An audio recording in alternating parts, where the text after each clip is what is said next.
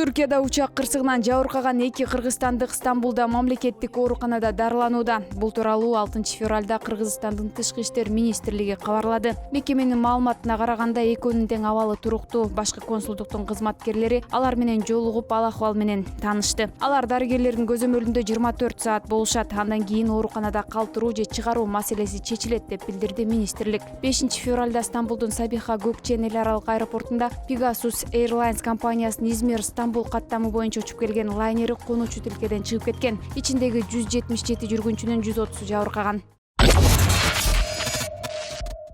Кыргызстандын туңгуч президенти Аскар Акаевдин уулу жана эниси Уда каза болду. Уулу Айдар Акаев 5 февралда түштөн кийин Москвада көз жумду. Айрым маалыматтарга караганда анын жүрөгү бармап калган. 5 февралда Аскар Акаевдин уулу агасы Чилтен Акаевдин уулу Кубан Акаев кеминде жерге берилгендиги маалым болду. Айдар Акаев 43 жашта болчу. Артында 2 уул, 1 кызы калды. 2005-жылы Жогорку Кеңештин депутаты болгон. Ошол эле жылы бийлик алмашканда үй бүлөсү менен кошо Кыргызстандан чыгып кеткен. Анын сөөгү ошол жакта жерге берилет деген маалыматтар айтылууда. Ал эми айрым социалдык тармактын колдонуучулары Акаевдин сөөгү Кыргызстанга алып келип коюлуусу керек деген пикирлерди жазышууда.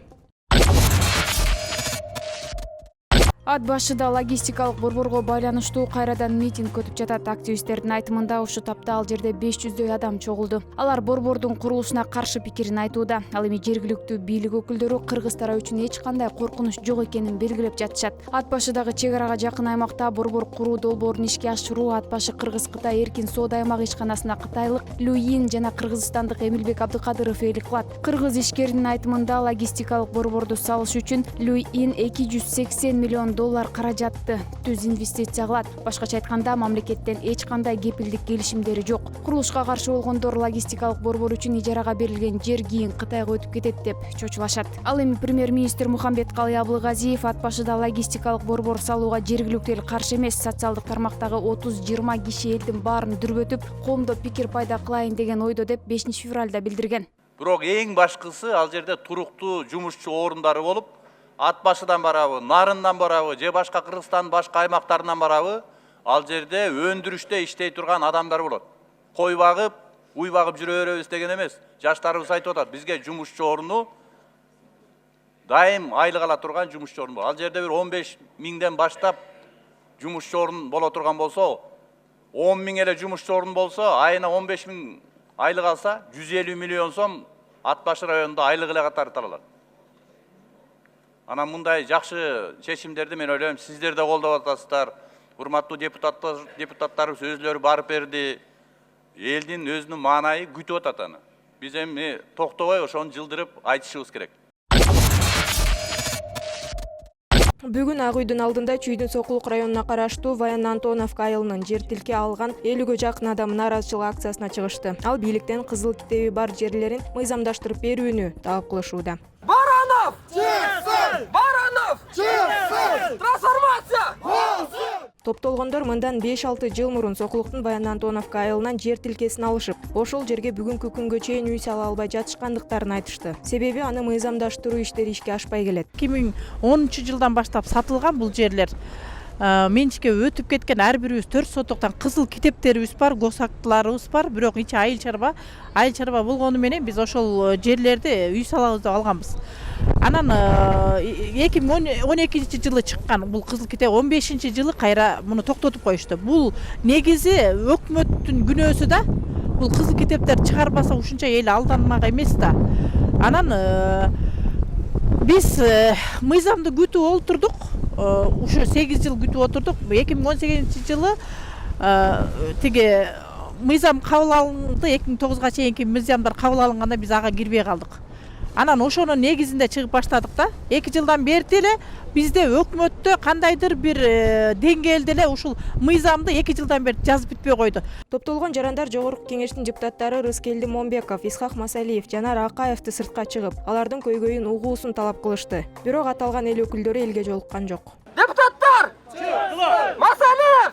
Чыксын! Тынчтык акциясына чыккандар буга чейин бул маселени көтөрүп бир нече жолу Ак үйдүн алдына чыгышкан, бирок жыйынтык болбой келет. Алар үй салууга уруксат берилбей жатканын, айыл өкмөттөгүлөр ал жерди багбанчылык багыттагы жер аянты деп айтып жатышкандыгы менен түшүндүрүшүүдө. Расмий маалыматка караганда Военно-Антоновка айылынын 3000ден ашык адам жер тилкесин сатып алып, 2000ге жакын адам кызыл китеби бар.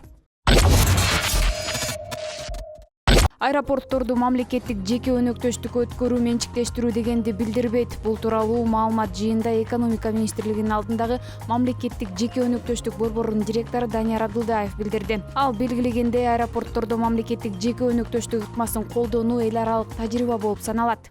Эмнеге аэропорттордо ГЧП механизмин колдонуп ишке ашырыш керек? Бул механизм баарыңыздарга маалым болгондой приватташтырууга жол бербейт. Бизде мыйзамда ГЧП механизми 3 тармакта колдонсо болбойт. Бул недропользование тармагында, мамлекеттик сатып алуулар тармагында, анан приватташтыруу тармагында. Ошондуктан мамлекеттик мүлктү, мамлекеттик объектилерди ГЧП механизмин колдонуп ишке ашырса, бул мамлекеттин көзөмөлүндө жана мамлекеттин менчиктигинде калат. Бул жерде сөз ошол баягы мыйзамда көрсөтүлгөн же ошол мамлекет жеке өнөктөштүк келишимде көрсөтүлгөн мөөнөткө эле жеке тарапка колдонууга берилет. Ошол механизмда бул жерден ошо жакшы жактар мамлекет өзүнүн көзөмөлдөө функцияларын, контролдоо функцияларын жоготпойт. Кайра жакшыртылган объектини, инфраструктураны мөөнөт бүткөндөй мамлекетке кайтарылып берилет. Ал эми Манас эл аралык аэропорту ачык акционердик коомунун башкармалыгынын төрагасынын орун басары Абдималик Бусурманкулов 2019-жылы аталган коом 2 миллиард сом таза киреше тапканын билдирди. Ал белгилегендей, Манас эл аралык аэропорту акционердик коом болуп эсептелет жана ал акционердик коом тууралуу мыйзамынын алкагында иш алып барат. Азыркы учурда 79% акциялардын 79% мамлекеттин карамагында, 8% соцфонддун карамагында, 12% юридикалык жана физикалык жарандарда. Азыркы учурда акционердик коом стабилдүү иштеп атат. Жыл сайын өзүбүздүн өндүрүш жана финансылык көрсөткүчтөр өсүп атат. Мисалы катары айтып өтсөк, 2019-жылдын жыйынтыгы боюнча таза кирешебиз 2 миллиард сомго жетти. Анан айтып өтө турган нерсе, биз мамлекеттен бир да тыйын албайбыз, бюджеттен, мамлекеттин бюджеттен. Өзүбүз тапкан каражатты ошо кайрадан инфраструктураны өнүктүрүү, анан материалдык техникалык базаны жакшыртууга жумшап жатабыз.